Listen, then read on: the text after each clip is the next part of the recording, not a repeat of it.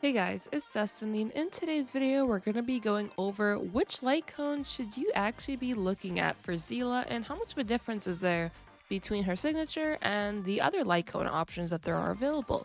Without further ado, let's get straight into it. As you see, here is my Seele. She is only level 50 because I haven't reached level 40 yet. She has a considerable amount of attack, so I think that's great. And now for her light cone. As you see, I do have in the night, but I do also have Cruisin in the Stellar Sea, and I also do have this sword play light cone as well, but I think in the video I mainly want to compare Seele's light cone and Cruisin in the Stellar Sea. The reason why I mainly want to go over Cruisin in the Stellar Sea is due to the fact that this light cone is actually free from Herta's shop. So if any of you were interested in getting this light cone, anyone can technically get it. In the night increases your crit rate by 18%, that's really good. Then, when the wearer is in battle, each 10 speed you have that exceeds 100, your damage of your basic attack and skill increases by 6%, and your damage of your ultimate is increased by 12%. This effect can stack up to 6 times. This is really, really strong. The reason why it's strong is because, technically speaking, if you have 6 stacks, then 6 times 12 is 72. Well, 6 times 6 is 36. So you can have upwards to a 36% increase, or a 72% increase right here. You'll have both. That's really good. Plus, you also get the crit rate. Plus, the base stats are pretty nice on this weapon as is. And then here is Cruisin in the Stellar Sea. It increases your crit rate by 10%, and this is with the superimposed, by the way. Increases their crit rate against enemies with HP less than or equal to 50%. An extra 10%. So now you're doing more damage to enemies that have lower HP. When the wearer defeats an enemy, their attack is increased by 25% for 2 turns. This might be a factor that can maybe make the damage somewhat similar once I defeat an enemy, and as we know, Seele defeats enemies quite often. So I'm going to be trying both of these light cones out. Let's just try Cruisin in the Stellar Sea first.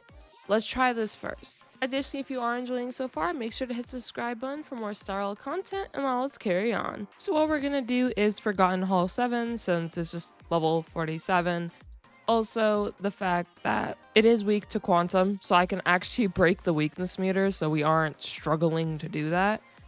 So we're just gonna use this team for this real quick, and let's just see how Cruisin in the Stellar Sea performs. Now that we are loaded in, let's fight the knight first.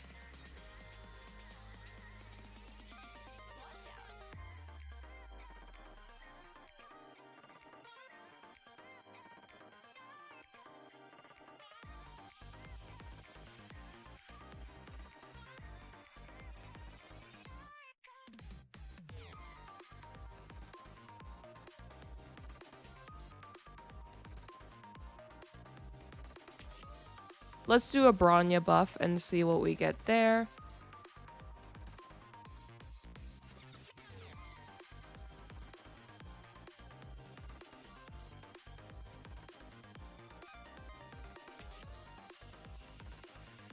So what I'll do now is I think I can pick off this enemy, so I'm going to pick him off real quick. Okay, there we go.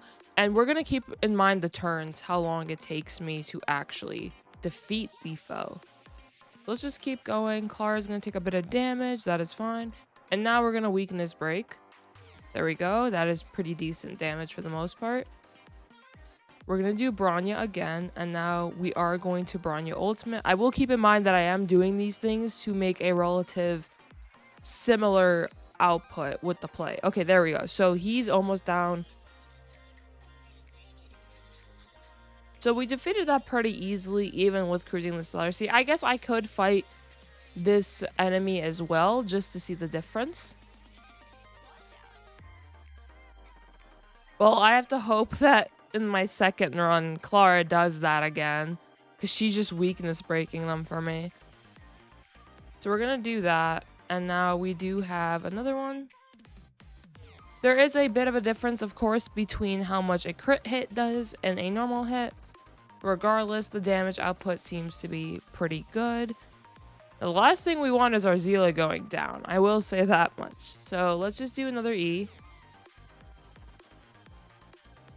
But so far, the Cruising the Stellar Sea output is not too shabby. And I'm sure you guys have seen plenty of gameplay of people, you know, doing way more damage. But I'm not currently at level 40. So I need to get there eventually and get my 5-star relics. But just for, as we see, that's how much damage we're doing. I think the ult can just end this. So let's do that. There we go. 5,000. But that, I think that was a non-crit. But that was a pretty good run. I feel like Cruising in the Stellar Sea definitely performed pretty well. So let's do it again now. And can I just open it from here? I cannot. Okay. So let me just switch the weapon. And I think the major difference, if there is a difference, is going to be due to the in the night buffs. Because as we saw, my Seele is able to get the 160 speed and beyond with her skill, which basically means that she will be getting all those buffs. So we get to see how much of a difference is there actually when it comes to this. So let's replay this. As we saw, we had about 17 turns left, if I'm not mistaken, for the cycles. So we definitely had quite a lot of cycles. And now let's go straight into this. Let's just see how this goes. If there's a... Okay, so there we go. Okay, so... I don't know if I was reading that right. Let's just keep going. Okay, no, I wasn't. I think the crit hit is pretty good, but... We'll have to look back and to see how much exact damage I was doing on the other hits. So we did normal, and then I think we did normal again. And then I think we did E, and then I can technically ultimate. Let's see what that does. Okay. Relatively the same damage, if I'm being completely honest, but let's look and see. So we do have all of these buffs right now that do exist, and we do have the 160 or above speed. So the Lightcone, we're definitely getting the bonuses from the Lightcone right now. Okay, there we go. Okay, so we defeated that one definitely quicker, but let's see if we can do the same thing with here. Now this one might be a little bit harder to determine because it depends if Clara still... Oh yeah, Clara's still hitting them. Okay, cool. Okay, Clara didn't get the hit there. Never mind. Yes, she did. I'm speaking too soon. Alright, so let's see if we can just... Okay, we could pick that off. And now we can pick that off as well. So now we'll use Bronya.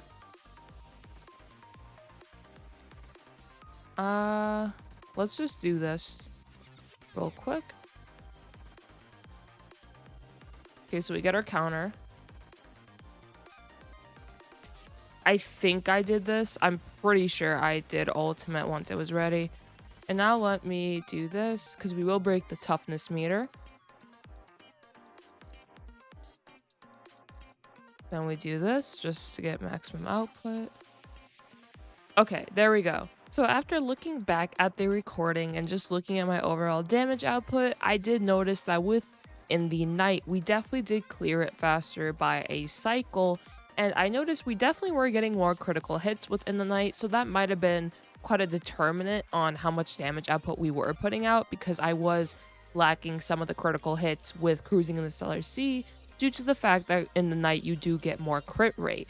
Now, I do think though that both of the light cones can be comparable to a degree, because if it was only a 1 cycle difference, that isn't really a major difference. And of course, this was a lower floor in Forgotten Hall, not a super in-depth floor like 12, 13, or 14. But I still do think that just based off the damage output I saw with both light cones and trying to play practically the same, it was a decent amount for, to be considerable. So personally, would I recommend in the night? I still would likely recommend in the night over Cruising the Stellar Sea, because there was definitely a increase in how much damage output we were doing, but that is likely due to the fact that my Seele does have a bunch of speed to be able to do those maximum stacks. So that Lightcone is operating essentially at a maximum potential, at least when it comes to speed. But if you are free to play, I do believe that Cruising in the Stellar Sea can definitely work as an alternative. Like, I don't think you need to be stressed out about trying to pull Seele's Lightcone. I think that it'll be fine just using that one, especially because that one is free. You can literally grind for it and get it. And I feel like In the Night is just definitely just a bonus, but if you do like Seele enough and you definitely want to take advantage of In the Night, I would say to go for it. Ultimately, it's up to you on which light cone you do want to get, because if you do want to do pulls for In the Night, go right ahead. But if you think Cruising the Stellar Sea, based off the gameplay and just based on what Cruising the Stellar Sea does, is sufficient enough for you, I think that's good as well. I definitely think that attack bonus you get from Cruising the Stellar Sea is definitely great when you defeat an enemy. Just the fact that Seele is a character that takes advantage of boosts when she defeats things, since she's defeating enemies quite often. So yeah, that's just my overall thoughts on both these light cones. Both definitely performed very well, and either one can honestly work for your Seele. I hope you guys though enjoyed this video. If you guys have a way, or rather a recommendation for me to do future testings, let me know. I just thought Forgotten Hall might be a good way because you could just see the numbers on screen, and since I'm not changing any little relics or anything and I'm just playing very similarly, you can just see the output of one light cone versus the other in the mode. So I thought that was a good way to show it off. But if you guys have a different way, let me know. And of course, I hope you all have a nice one and enjoyed my little comparison. And if I do get 5-star light cones in the future, it depends which character it is, I can definitely compare the free version with the, I guess, paid for version of a light cone for you guys. If you guys though enjoyed, make sure to hit the subscribe button for more Starl content.